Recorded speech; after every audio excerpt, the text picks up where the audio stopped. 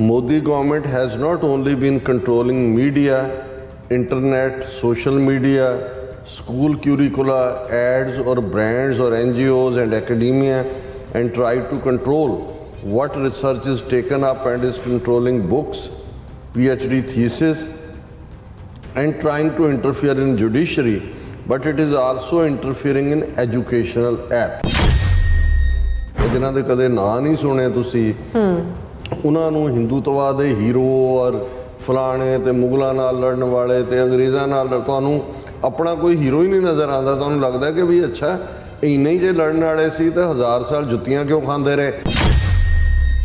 ਉਹ ਐਕੋ chamber create ਕੀਤਾ ਜਿੱਥੇ ਤੁਹਾਡੀ ਆਵਾਜ਼ ਹੀ ਰੈਵਰਬੈਰੇਟ ਹੋ ਕੇ ਵਾਪਸ ਤੁਹਾਨੂੰ ਆਉਂਦੀ ਹੈ। ਲੋਕ ਜਿਹੜੇ ਨੇ ਉਹ ਬਿਲਕੁਲ ਸ਼ੂਨਿਆਂ ਦੇ ਵਿੱਚ ਤੋਰੇ ਹੋਏ ਨੇ। ਜਦੋਂ ਤੁਸੀਂ ਦਿਮਾਗ ਬਲੌਕ ਕਰ ਦਿੰਦੇ ਹੋ ਜਾਂ ਇੱਕੋ ਕਿਸਮ ਦੀ ਜਾਣਕਾਰੀ ਫੀਡ ਕਰਦੇ ਰਹਿੰਦੇ ਹੋ, ਫਿਰ ਅਲਟੀਮੇਟਲੀ ਜਿਹੜਾ ਹੈ ਉਹੀ ਕੁਛ ਨਿਕਲਦਾ।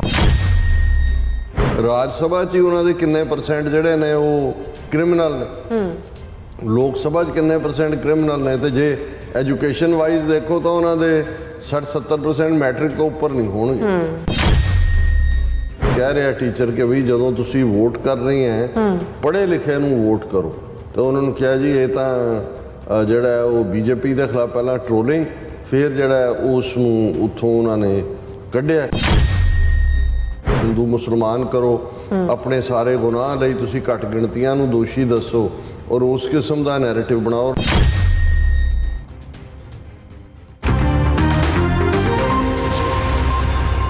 ਦਰਸ਼ਕੋ, ਬ੍ਰੇਕ ਤੋਂ ਬਾਅਦ ਤੁਹਾਡਾ ਸਭ ਦਾ ਭਰਪੂਰ ਸਵਾਗਤ ਹੈ। ਸੋ ਵੀਅਰਸ, ਗੱਲਬਾਤ ਕਰਨ ਜਾ ਰਹੇ ਹਾਂ ਭਾਰਤ ਇੱਕ ਫਾਸ਼ੀਵਾਦੀ ਅਤੇ ਨਾਜ਼ੀਵਾਦੀ ਸਟੇਟ ਬਣਨ ਵੱਲ ਜਿਹੜੀ ਬੜੀ ਤੇਜ਼ੀ ਨਾਲ ਵੱਧ ਰਿਹਾ ਹੈ। ਸਾਰਾ ਐਜੂਕੇਸ਼ਨ ਸਿਸਟਮ ਹਿੰਦੂਤਵਾਦੀ ਤਰਜ਼ ਤੇ ਬਣਾ ਦਿੱਤਾ ਗਿਆ ਹੈ ਅਤੇ ਵਿਦਿਅਕ ਸੰਸਥਾਵਾਂ ਨਾਲ ਸੰਬੰਧਿਤ ਜਿਹੜੇ ਐਪਸ ਦੇ ਉੱਪਰ ਵੀ ਮੋਦੀ ਸਰਕਾਰ ਆਪਣਾ ਜਿਹੜਾ ਕੰਟਰੋਲ ਹੈ ਉਹ ਜਮਾ ਰਹੀ ਹੈ। ਸੋ ਇਸ ਸੰਬੰਧੀ ਸਾਨੂੰ ਭੈਣ ਅਮਨਜੋਤ ਕੌਰ ਜੀ ਦੀ ਜਿਹੜੀ ਹੈ ਲਿਖਤ ਹੈ ਉਹ ਵਸੂਲ ਹੋਈ ਹੈ। ਸੋ ਆਪਾਂ ਤੁਹਾਡੇ ਨਾਲ ਸਾਂਝੀ ਕਰਨ ਦੀ ਖੁਸ਼ੀ ਲੈ ਰਹੇ ਹਾਂ। ਸੋ ਅਸੀਂ ਚਾਹਾਂਗੇ ਕਿ ਤੁਸੀਂ ਇਸੇ ਤਰ੍ਹਾਂ ਬਣੇ ਰਹਿਣਾ, ਦੇਖਣ ਸੁਣਨ ਲਿਖਣ ਲਈ ਤੁਹਾਡਾ ਸਭ ਦਾ ਬਹੁਤ ਬਹੁਤ ਧੰਨਵਾਦ ਜੀ। ਡਾਕਟਰ ਸਾਹਿਬ ਕੀ ਕਹਿਣਾ ਚਾਹੋਗੇ? ਦੇਖੋ, ਜਦੋਂ ਅਸੀਂ ਬ੍ਰੇਨ ਵਾਸ਼ਿੰਗ ਲਫ਼ਜ਼ ਇਸਤੇਮਾਲ ਕਰਦੇ ਹਾਂ ਜਾਂ ਅਸੀਂ ਇਹ ਕਰਦੇ ਹਾਂ ਕਿ ਵੀ ਕਿਵੇਂ ਦਿਮਾਗ ਦੇ ਉੱਤੇ ਕੰਟਰੋਲ ਕੀਤਾ ਜਾਂਦਾ ਹੈ, ਜਾਂ ਜਦੋਂ ਅਸੀਂ ਆਮ ਲੋਕਾਈ ਜਾਂ ਜਿਵੇਂ ਭਾਰਤ ਦੀ ਜਨਤਾ ਦਾ ਹਾਲ ਬਿਆਨਿਆ ਕਿ ਭਾਈ ਉਹਨਾਂ ਨੂੰ ਕੋਈ ਫਰਕ ਨਹੀਂ ਪੈਂਦਾ। ਜੇ ਤੁਸੀਂ ਇਸ ਦੀ ਤਹਿ 'ਚ ਜਾ ਕੇ ਦੇਖੋਗੇ ਤੇ 3500 ਸਾਲ ਬ੍ਰਾਹਮਣ ਨੇ ਐਜੂਕੇਸ਼ਨ ਦੇ ਉੱਤੇ ਆਪਣਾ ਕੰਟਰੋਲ ਰੱਖਿਆ। ਆਮ ਨੂੰ ਤਾਂ ਪੜ੍ਹਨ ਨਹੀਂ ਦਿੱਤਾ, ਵਿਦਿਆ ਦੇਣ ਤੇ ਲੈਣ ਦਾ ਹੱਕ ਆਪਣਾ ਹੀ ਸੀ। ਔਰ ਆਮ ਲੋਕ ਜਿਹੜੇ ਨੇ ਉਹ ਢੋਰ ਵਾਂਗ ਡੰਗਰਾਂ ਵਾਂਗ ਰੋਟੀ ਕੱਪੜਾ ਮਕਾਨ ਦੀ ਦੌੜ 'ਚ ਹੀ ਰਹੇ।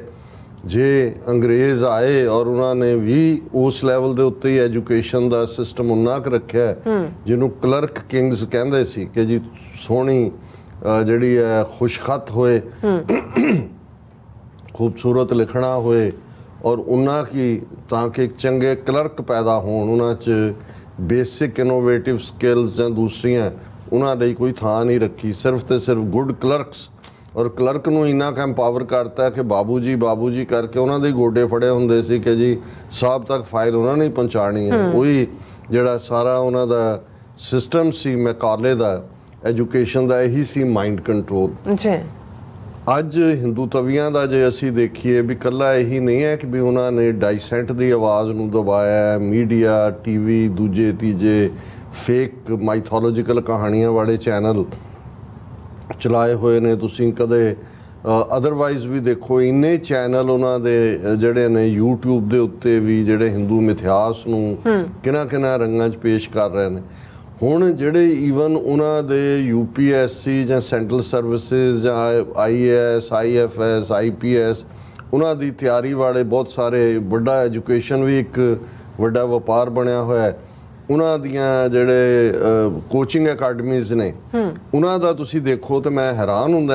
ਕਈ ਵਾਰੀ ਜਸਟ ਫੇਸਬੁੱਕ 'ਤੇ ਜਾਂ YouTube 'ਤੇ ਸਾਹਮਣੇ ਕੋਈ ਆ ਜਾਂਦਾ ਹੈ ਲਿੰਕ, ਕਿਵੇਂ ਬਿਲਕੁਲ ਹਿਸਟਰੀ ਨੂੰ ਪੁੱਠਾ ਗੇੜਾ ਦਿੱਤਾ ਹੋਇਆ। ਜਿਨ੍ਹਾਂ ਦੇ ਕਦੇ ਨਾਂ ਨਹੀਂ ਸੁਣੇ ਤੁਸੀਂ, ਉਹਨਾਂ ਨੂੰ ਹਿੰਦੂਤਵਾ ਦੇ ਹੀਰੋ ਔਰ ਫਲਾਣੇ ਤੇ ਮੁਗਲਾਂ ਨਾਲ ਲੜਨ ਵਾਲੇ ਤੇ ਅੰਗਰੇਜ਼ਾਂ ਨਾਲ ਤੁਹਾਨੂੰ ਆਪਣਾ ਕੋਈ ਹੀਰੋ ਹੀ ਨਹੀਂ ਨਜ਼ਰ ਆਉਂਦਾ। ਤੁਹਾਨੂੰ ਲੱਗਦਾ ਕਿ ਵੀ ਅੱਛਾ ਇੰਨੇ ਹੀ ਜੇ ਲੜਨ ਵਾਲੇ ਸੀ ਤਾਂ 1000 ਸਾਲ ਜੁੱਤੀਆਂ ਕਿਉਂ ਖਾਂਦੇ ਰਹੇ।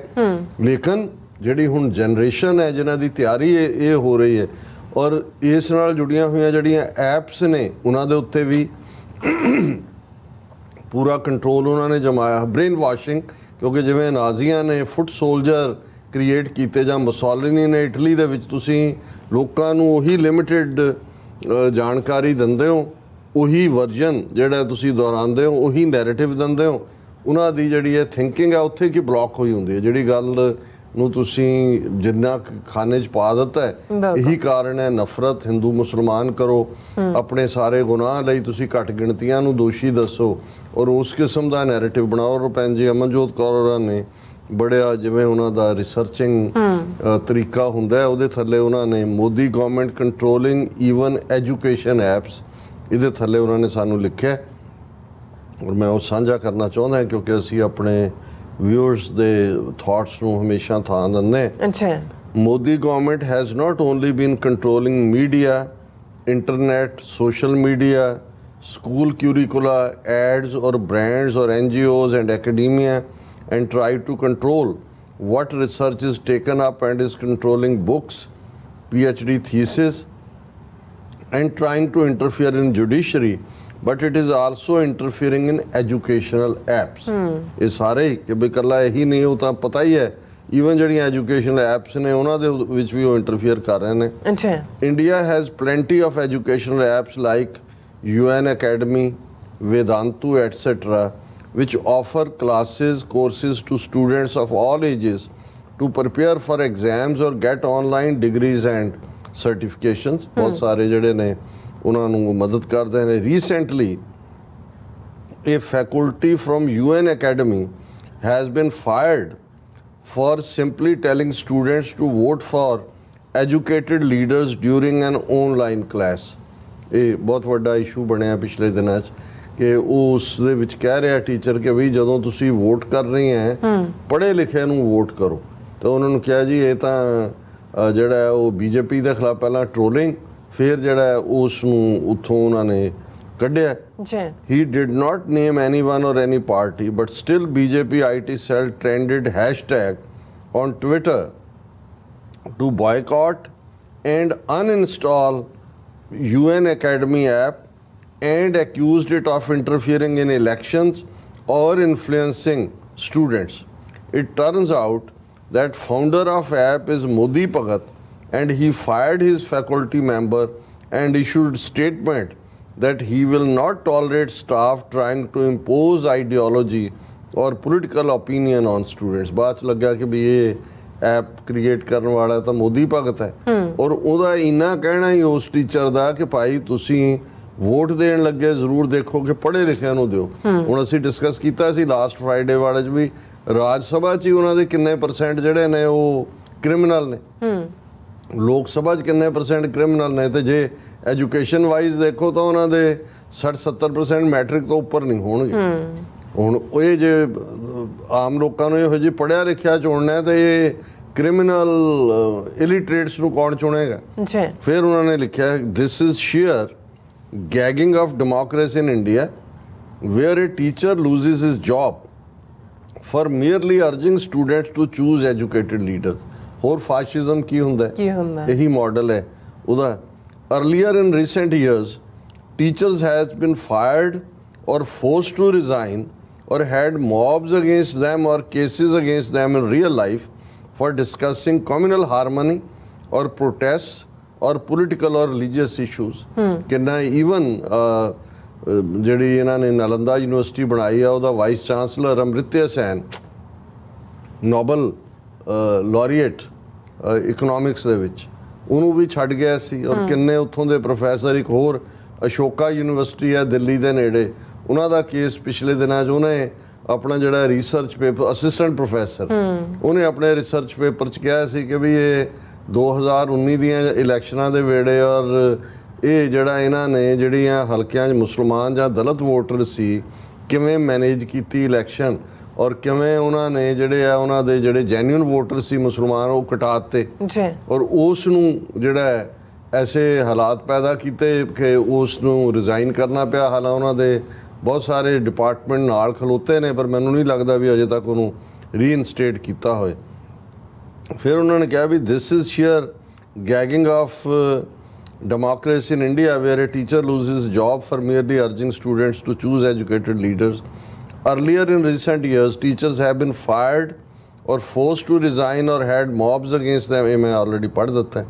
Recently at Ashoka University, a professor was forced to resign for discussing rise of divisive politics and attacks on academic freedoms under BJP. ये उससे केस का जिक्र है. Actor Kajol या काजोल उदा नाम है जो भी है, was trolled and cyberbullied by BJP for an interview where she said we are ruled by uneducated leaders. ਇਹ ਉਹਨੇ ਕਿਸੇ ਇੰਟਰਵਿਊ 'ਚ ਕਿਹਾ ਹੋਣਾ ਵੀ ਸਾਨੂੰ ਅਨਪੜ੍ਹ ਨੇਤਾ ਜਿਹੜੇ ਨੇ ਲੀਡ ਕਰ ਰਹੇ ਨੇ, ਉਹਦੀ ਵੀ ਟ੍ਰੋਲਿੰਗ ਹੋਈ. She had only responded in context of corruption, crimes and why laws were not implemented well in India.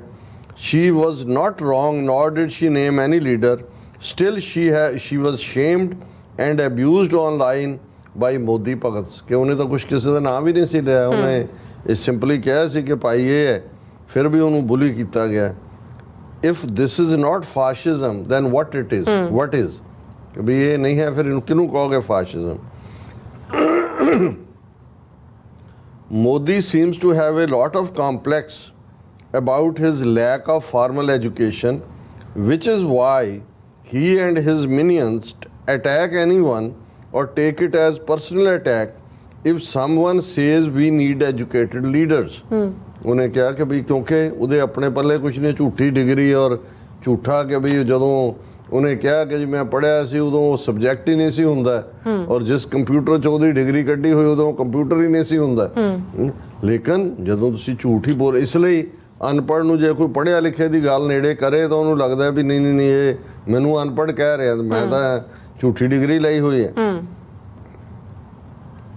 They have unleashed their Bhagats on YouTube channels also, who do propaganda and spend and spread pro-government ideology in guise of educational channels for aspirants of competitive exams. मैं already ਗੱਲ ਕੀਤੀ ਵੀ ਇੰਨੇ YouTube channel ਨੇ, ਦਿਲਚਸਪੀ ਵੀ ਹੁੰਦੀ ਹੈ, ਦਾ ਵੇ ਦੇ ਗੋ very, ਉਹਨਾਂ ਦਾ ਨੈਰੇਟਿਵ ਹਿੰਦੂ ਤੋਂ ਵੀ ਹੁੰਦਾ ਹੈ, ਪਰ ਉਹ ਤੁਹਾਨੂੰ ਸਾਕਨ ਕਰਦੇ ਨੇ, ਪਰ ਤੁਹਾਨੂੰ ਅਲਟੀਮੇਟਲੀ ਅੱਧ 'ਚ ਜਾ ਕੇ ਸਮਝ ਆ ਜਾਂਦੀ ਹੈ ਕਿ ਵੀ ਇਹ ਤੁਹਾਨੂੰ ਕਿੱਧਰ ਨੂੰ ਲਿਜਾ ਰਹੇ ਨੇ. ਬਿਲਕੁਲ. ਔਰ ਦੂਸਰੇ ਪਾਸੇ ਸਾਡਿਆਂ ਦਾ ਹਾਲ ਇਹ ਹੈ, ਅੱਜ ਕਿਸੇ ਦੇ ਨੂੰ ਕੋਟ ਕਰਕੇ ਇੱਕ ਵੀਰ ਨੂੰ ਕਿਹਾ ਗਿਆ ਕਿ ਜੀ ਡਾਕਟਰ ਸਾਹਿਬ ਔਰ TV 84 ਇੰਨਾ ਵੱਡਾ ਬਜਟ ਹੈ, ਕਿੰਨੇ ਕੁ ਲੋਕ ਦੇਖਦੇ ਨੇ, ਜੇ ਨਹੀਂ ਵੀ ਹੁੰਦਾ ਤੇ ਬਹੁਤ ਪੈਸਾ ਖਰਚ ਹੋ ਰਿਹਾ ਜਾਂ ਦੂਜਾ. ਯਾਨੀ ਆਪਣਿਆਂ ਨੂੰ ਇਸ ਗੱਲ ਦੀ ਸਮਝ ਜਾਂ ਪਤਾ ਨਹੀਂ ਕੀ ਬਿਮਾਰੀ ਲੱਗੀ ਹੋਈ ਹੈ ਕਿਸੇ ਨੂੰ ਕਿ ਵੀ ਉਹਨਾਂ ਨੂੰ ਇਹ ਨਜ਼ਰ ਨਹੀਂ ਆਉਂਦਾ ਵੀ ਉਹਨਾਂ ਨੇ ਕਿੰਨੀ ਇਨਵੈਸਟਮੈਂਟ ਇਸ ਫੀਲਡ 'ਚ ਕੀਤੀ ਹੋਈ ਹੈ, ਕਿਉਂਕਿ ਉਹ ਸਮਝਦੇ ਨੇ ਵੀ ਅਲਟੀਮੇਟਲੀ ਗੇਮ ਮਾਈਂਡ ਕੰਟਰੋਲ ਦੀ ਹੈ. ਜੇ ਤੁਸੀਂ ਲੋਕਾਂ ਦੇ ਵਿੱਚ ਉਨਾ ਕੀ ਪਾਰਟ ਤੁਸੀਂ ਰੱਖਦੇ ਹੋ, ਉਹਨਾਂ ਦਾ ਤੁਸੀਂ ਉਹਨਾਂ ਨੂੰ ਉਹਦੇ ਸੋਚ ਤੋਂ ਹੀ ਮਹਿਰੂਮ ਕਰ ਦਿੰਦੇ ਹੋ, ਤੇ ਫਿਰ ਤੁਹਾਡਾ ਸੌਦਾ ਵਿਕਦਾ ਹੈ. ਤੇ ਸਾਨੂੰ ਇਸ ਗੱਲ ਦੀ ਅਹਿਮੀਅਤ ਦਾ ਅਹਿਸਾਸ ਨਹੀਂ ਹੈ ਕਿ ਭਾਈ ਜੇ ਇੱਕ ਨੈਰੇਟਿਵ, ਅਸੀਂ ਇਹ ਨਹੀਂ ਦਾਅਵਾ ਕਰਦੇ ਕਿ we are the only one, ਜਿਹੜੇ ਵੀ ਵਿਚਾਰੇ ਲੱਗੇ ਹੋਏ ਨੇ, ਤੁਹਾਨੂੰ ਇਹ ਵੀ ਲੱਗਦਾ ਕਿ ਵੀ ਹੋਰ ਫਿਰ ਬਣਾ ਲਓ, ਤੁਸੀਂ ਸੋਨੇ ਦੇ ਕਲਸ਼ ਲਾ ਲਓ ਜਾਂ ਆਪਣੇ ਕੋਠੀਆਂ ਬਣਾ ਲਓ, ਇਹੀ ਤੁਹਾਡੇ ਕੋਲ ਰਹਿ ਗਿਆ. ਜੁੱਤੀਆਂ ਪਹਿਲਾਂ ਵੀ ਅਸੀਂ ਖਾ ਰਹੇ ਹਾਂ, 75 ਸਾਲ ਹੋ ਗਏ, ਔਰ ਮੈਨੂੰ ਲੱਗਦਾ ਹੈ ਵੀ ਇਸ ਕਿਸਮ ਦੇ ਲੋਕ ਜਿਸ, ਔਰ ਇਹ ਪੜ੍ਹੇ ਲਿਖਿਆਂ ਦੀ ਗੱਲ ਹੈ, ਜਿਹੜੇ ਆਮ ਨੇ ਉਹਨਾਂ 'ਚੋਂ ਤੁਹਾਨੂੰ ਮੁਹੱਬਤ ਪਿਆਰ ਨਜ਼ਰ ਆਉਂਦਾ, ਜਿਹੜੇ ਦੂਜੇ ਨੇ ਪਤਾ ਨਹੀਂ ਈਰਖਾਵਸ ਹੁੰਦਾ ਇਹਨਾਂ ਦੇ ਅੰਦਰ, ਜਾਂ ਵੈਸੇ ਹੀ ਇਹਨਾਂ ਨੂੰ ਕੋਈ ਗੱਲ ਕਹਿਣ ਦਾ ਹੁੰਦਾ ਹੈ ਕਿ ਜੀ ਅਸੀਂ ਆਪਣਾ ਵਨ ਅਪਮੈਨਸ਼ਿਪ ਰੱਖੀਏ. ਪਰ ਮੈਂ ਇਹ ਕਹਿ ਰਿਹਾ ਕਿ ਵੀ ਉੱਥੇ ਉਹਨਾਂ ਨੇ ਇੰਨੇ ਫੀਲਡ ਦੇ ਵਿੱਚ ਅਨਲੀਸ਼ ਕੀਤੇ ਹੋਏ ਨੇ ਲੋਕ, ਲੇਕਿਨ ਸਾਨੂੰ ਇਸ ਗੱਲ ਦਾ ਅਹਿਸਾਸ ਹੀ ਨਹੀਂ ਹੈ ਵੀ ਨੈਰੇਟਿਵ ਕੀ ਹੁੰਦਾ ਹੈ, ਦੁਸ਼ਮਣ ਦੀ ਤਾਕਤ ਨੂੰ ਭੰਨਣਾ ਕੀ ਹੁੰਦਾ ਹੈ, ਔਰ ਇੱਕ ਗੱਲ ਦੇ ਨਾਲ ਤੁਸੀਂ ਕਿਵੇਂ ਸਭ ਕੁਝ ਬਦਲ ਦਿੰਦੇ ਹੋ. ਬਿਲਕੁਲ. ਔਰ ਇੱਕ ਨਵਾਂ ਜਿਹੜਾ ਉਹ ਨੈਰੇਟਿਵ ਸ਼ੁਰੂ ਹੋ ਜਾਂਦਾ ਹੈ. ਫਿਰ ਉਹਨਾਂ ਨੇ ਟੂਵਰਡਸ ਦਾ ਐਂਡ ਇਹ ਕਿਹਾ ਕਿ ਇਹ ਜਿਹੜਾ they have unleashed their bhakts on YouTube channels also who do propaganda and spread pro government ideology in guise of educational channels for aspirants of competitive exams. This level of gagging of citizens, even if they do not take name of your party, and total control over narrative in every form of media is scary, undemocratic, and India has been reduced to one large echo chamber where only what BJP, RSS and their minions say is allowed to reverberate. ਜੋ one chamber ਹੈ, echo ਉਹੀ ਹੈ, reverberate ਉਹੀ ਕਰ ਰਿਹਾ ਹੈ ਜੋ ਉਹ ਕਹਿੰਦੇ ਨੇ। everything else is censored. ਸਿਰਫ ਉਹਨਾਂ ਦਾ ਨੈਰੇਟਿਵ ਜਾ ਰਿਹਾ, ਉਹਨਾਂ ਦੀ ਕਹਾਣੀ ਜਾ ਰਹੀ ਹੈ। with this level of propaganda, I am not surprised if they will manufacture and extract a victory in elections in 2024 also. No doubt about it. ਜੋ ਮਰਜ਼ੀ ਕੋਈ ਇੰਡੀਆ ਮੁਹਾਜ਼ ਬਣ ਗਿਆ, ਕੋਈ ਹੋਰ ਜਿਹੜੇ ਨੇ ਜੀ ਅੱਜ ਜੇ ਵੋਟਾਂ ਪੈ ਜਾਣ ਤੇ ਲੋਕ ਖਿਲਾਫ ਨੇ, ਇਹਨਾਂ ਨੇ ਬਾਈ ਹੁੱਕ ਔਰ ਬਾਈ ਕਰੁੱਕ ਇਲੈਕਸ਼ਨਸ ਲਿਜਾਣੀਆਂ ਨੇ। ਨੈਰੇਟਿਵ ਜਿਉਂ ਨੇੜੇ ਆ ਰਿਹਾ, ਕੁਛ ਨਾ ਕੁਛ ਸ਼ਰਾਰਤ ਵੀ ਕਰਨਗੇ। ਅਸੀਂ ਡਿਸਕਸ ਕਰਾਂਗੇ ਕਿ ਭਾਈ ਇਸ ਵੇਲੇ ਉਹਨਾਂ ਦਾ ਕੀ ਚੱਲ ਰਿਹਾ ਔਰ ਇਹਦੇ 'ਚ ਭੈਣ ਜੀ ਅਮਨਜੋਤ ਕੌਰ ਨੇ ਬਿਲਕੁਲ ਠੀਕ ਕਿਹਾ ਕਿ ਭਾਈ ਉਹਨਾਂ ਨੇ ਬਾਕੀ ਸਭ ਬਲੌਕ ਕਰ ਦਿੱਤਾ ਹੈ। ਉਹ ਐਕੋ ਚੈਂਬਰ ਕ੍ਰੀਏਟ ਕੀਤਾ ਜਿੱਥੇ ਤੁਹਾਡੀ ਆਵਾਜ਼ ਹੀ ਰੈਵਰਬੈਰੇਟ ਹੋ ਕੇ ਵਾਪਸ ਤੁਹਾਨੂੰ ਆਉਂਦੀ ਹੈ।